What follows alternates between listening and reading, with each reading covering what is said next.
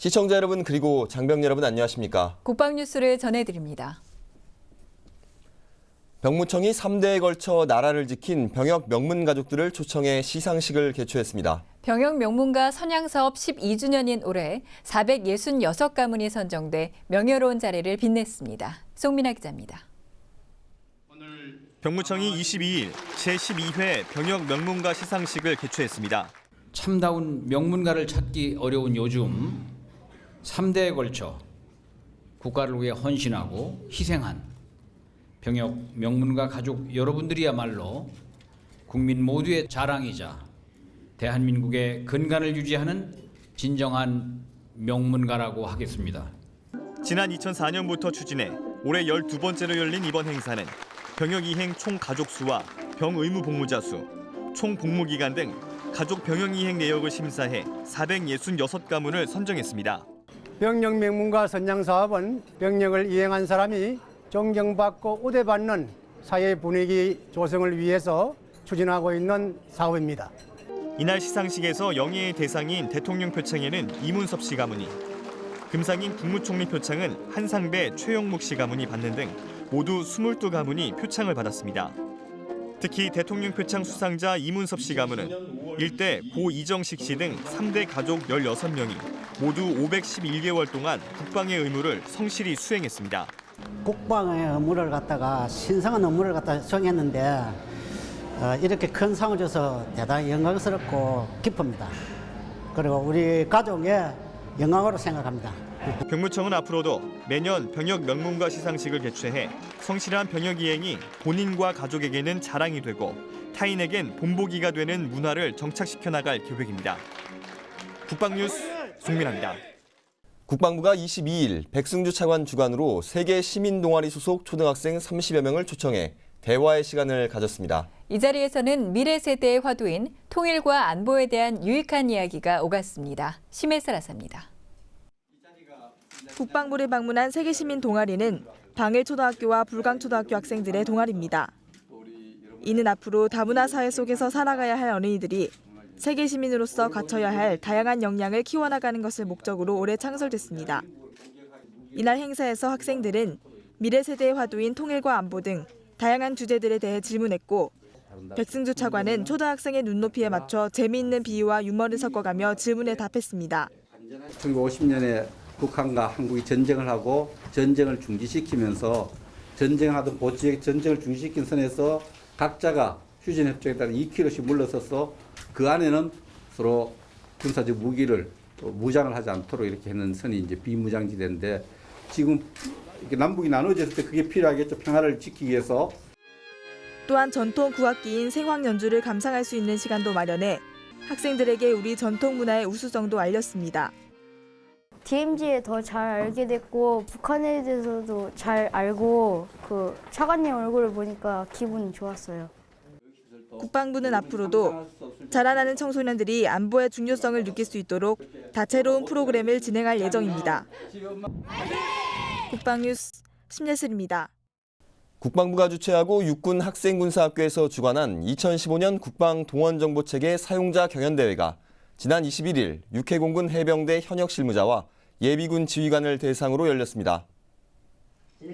올해로 4회째인 이번 대회는 현역 실무자와 예비군 지휘관으로 나눠 배경 지식에 대한 필기평가와 체계 사용 능력에 대한 실기평가로 구분해 진행됐습니다.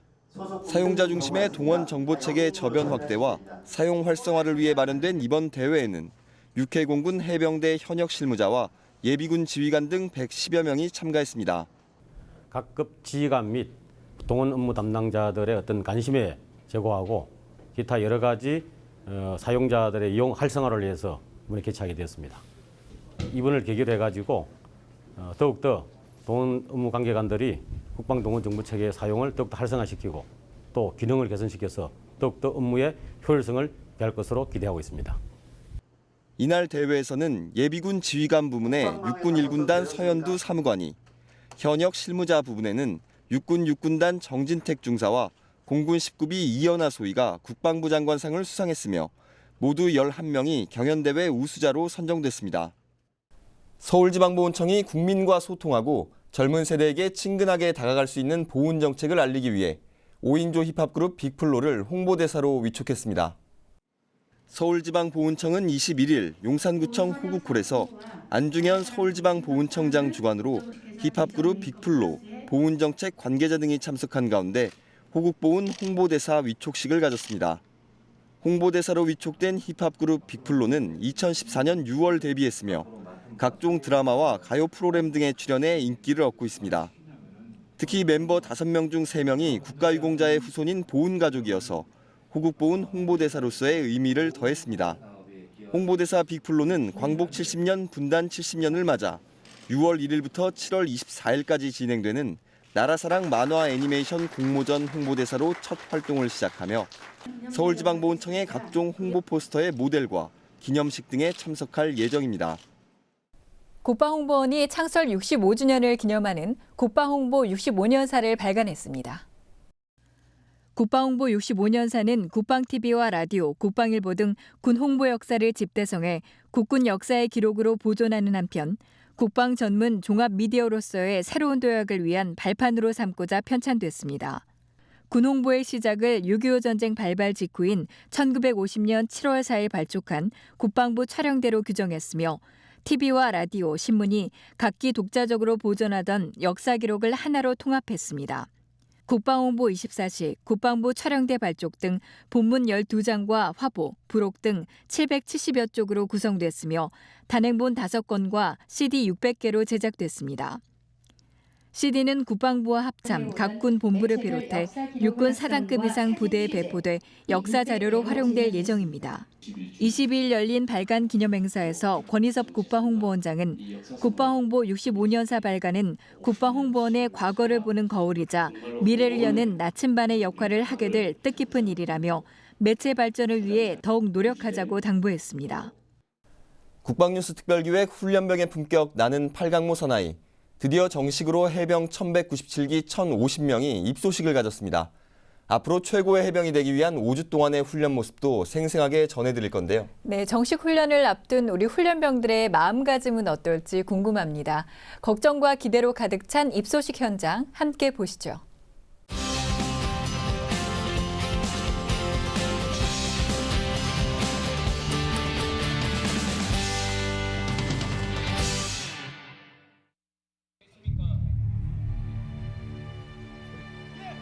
입영 5일째 금요일 아침, 드디어 1197기 예비 훈련병들이 정식으로 입소를 합니다. 선, 서, 공병, 서동영 등 1050명은 자랑스러운 대한민국 해병대의 일원이 되고자 아래와 같이 엄숙히 선, 서 합니다. 하나, 나는 신성한 국방의 의무를 수행한다는 보람과 긍지로 훈련에 최선을 다하겠다. 둘, 눈빛에서는 벌써 해병의 혼이 느껴집니다. 최고의 해병이 되기 위한 선서.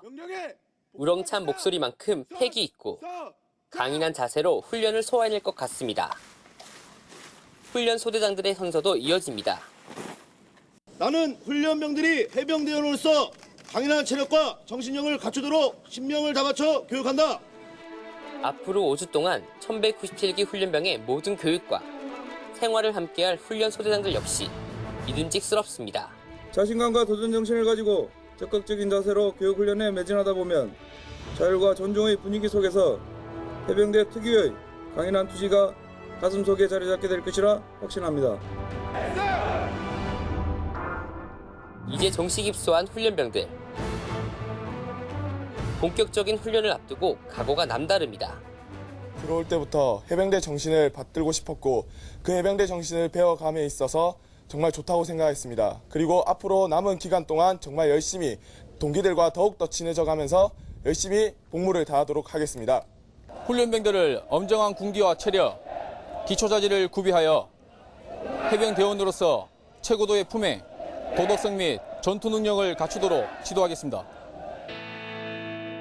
한편 다른 한 곳에선 신체 검사와 인성 검사를 통해 귀가 조치 대상자가 된 예비 훈련병들의 아쉬운 발걸음이 이어졌습니다.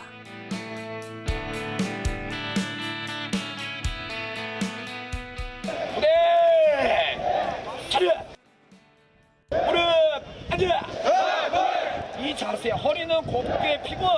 네 손가락을 쥐고 마지막에 엄지손가락을 감싸진다. 왼손은 무릎 위에, 오른손은 허벅지 위에. 입소식을 마치고 본격적인 교육훈련에 들어간 1197기 훈련병. 낯선 환경에서의 일주일을 지낸 소감, 과연 어땠을까요?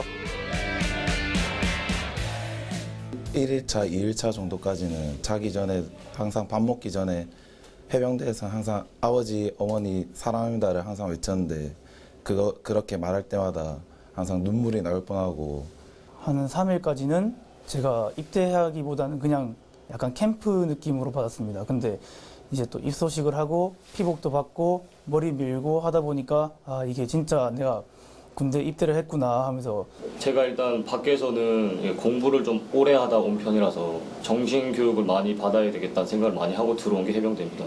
정신교육에 있어서는 일단 되게 기대가 되는 다음 주입니다. 고된 훈련을 받으면서 큰 체중 감량이 가장 기대가 됩니다. 요령 피우지 않고 훈련에 적극적으로 임할 것이고 밥은 지속적으로 반씩만 먹을 것입니다.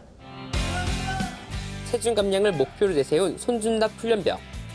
멋진 해병으로 변할 손준납 훈련병의 체중 감량 성공기 꼭 볼 수 있길 기대하겠습니다. 이것은 나의 소총이다. 보면 여저 조선을 나가겠습니다. 지난 4월 19일 서해상에서 여객선과 어선이 충돌하는 사고가 있었습니다. 충돌로 어선에 타고 있던 선원 부부가 바다에 빠졌는데요. 침몰하는 어선에 간신히 매달려 있던 두 사람을 구하기 위해 해군 하사가 바다에 뛰어들었습니다. 헌신의 자세로 용기를 보여주며 해군의 명예를 드높인 주인공을 이혁근 기자가 만나봤습니다. 서해의 한 작은 섬에서 군 생활 중인 조장석 하사. 평소 부대원들에게 응급조치 교육을 시키는 그는 위기의 순간 다른 사람의 생명을 구하기 위해 바다에 뛰어들었습니다. 용기 있는 해군 하사의 이야기, 지금부터 시작합니다.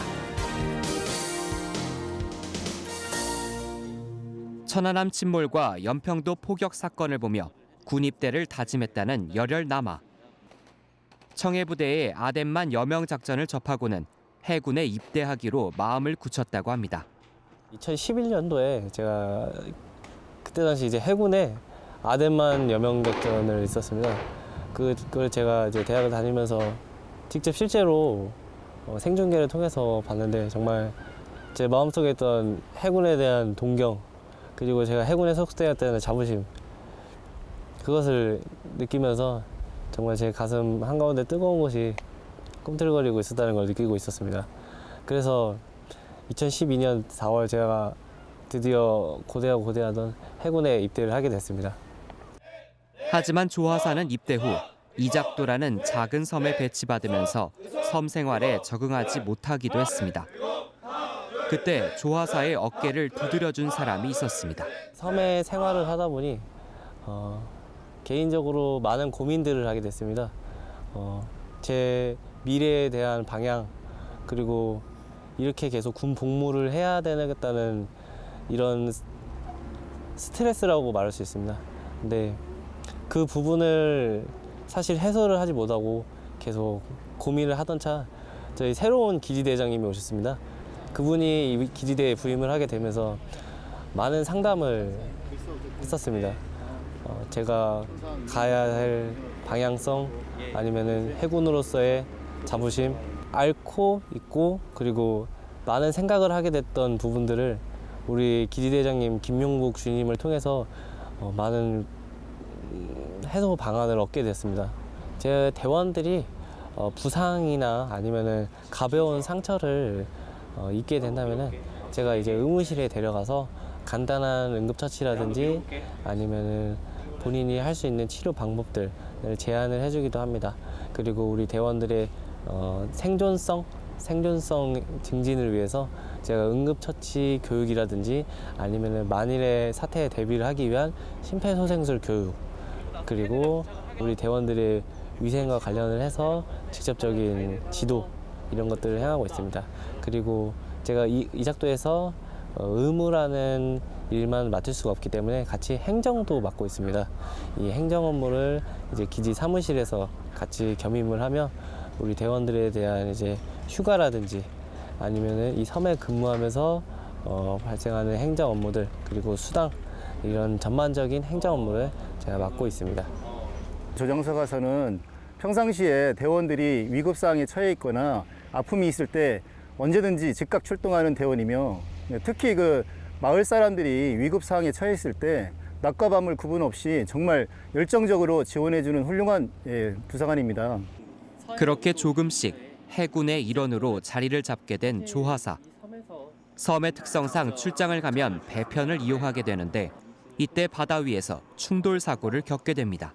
4월 19일 오전 10시경이었습니다. 제가 출장 업무를 종료를 하고 이제 기지대로 복귀하던 중에 여객선과 어선이 충돌하는 사건이 발생을 하게 됐습니다.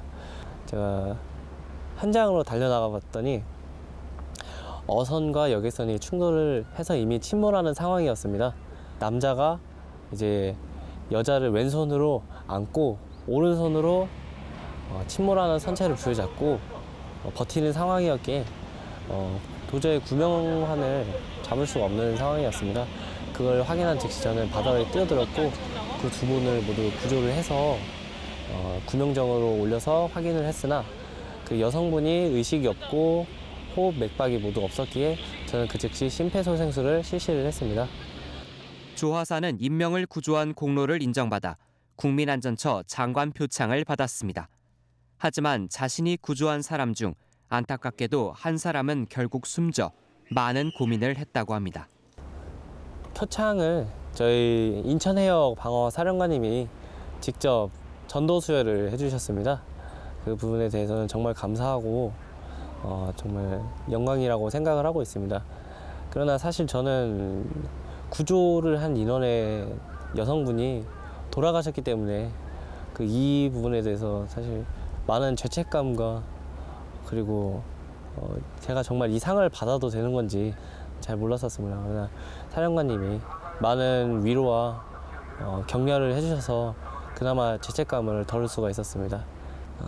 현재 저는 우리 기지대에서 우리 대원들의 교육, 응급처치에 대한 그리고 방법 그리고 우리 위생 부분에 대해서 전반적인 임무를 맡고 있습니다.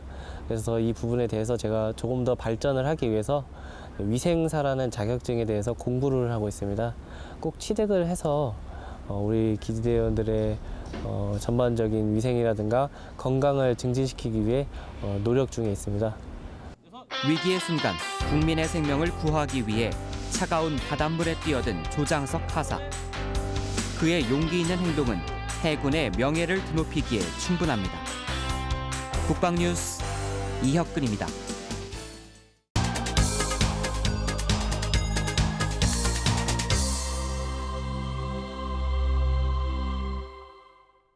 우리 군에 대한 이야기를 짧은 시간에 그려낸 초단편 영화제, 국군 29초 영화제에 출품된 우수작품들을 소개해드리는 두 번째 시간입니다. 네, 이번 시간에는 군인 부문 우수상과 특별상, 그리고 일반 부문에서 최우수상으로 선정된 작품을 준비했는데요. 함께 보시죠.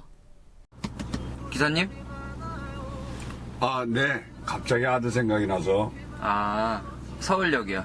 네.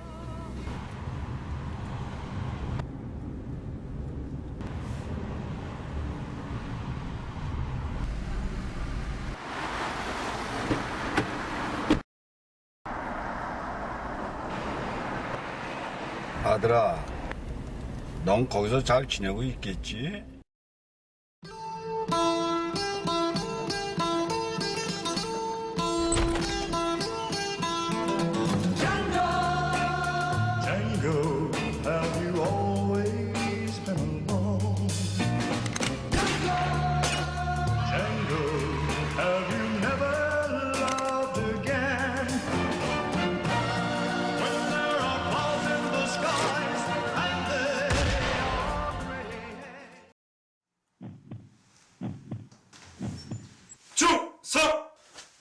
어머니 사랑합니다. 우리 아들 고생 많았지. 많이 먹어라. 좋았습니다. 그래 왔어? 오늘 뭐 먹을래? 엄마 또 왔어? 엄마 나갔다 온다.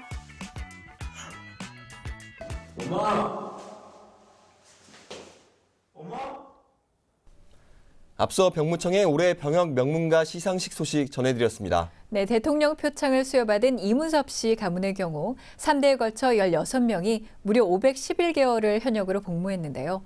앞으로 그 후손들도 자신의 할아버지, 아버지의 뒤를 이어 자랑스러운 병역 명문가의 명성을 계속 이어가리라 기대합니다. 국방뉴스를 마칩니다. 시청해주신 여러분 고맙습니다.